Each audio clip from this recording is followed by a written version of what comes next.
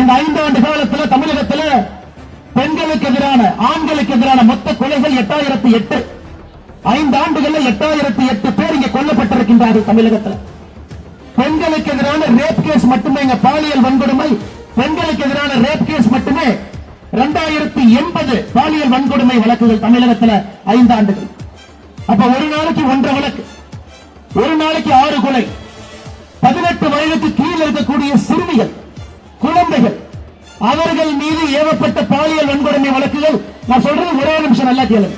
18 வயதுக்கு கீழே குழந்தை என்று சொல்லுவோம், பிஞ்சு குழந்தை.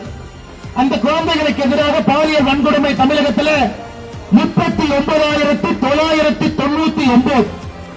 40,000க்கு ஒரு வழக்கு குறைந்து 5 ஆண்டுகள். யோசிச்சு பாருங்க, எப்படி அவர்கள் இந்த தமிழகத்தில் நாங்கள் பெண்களை பாதுகாத்து போற்றுகின்றோம் எப்படி முதலமைச்சர் சொல்ல முடியுங்க?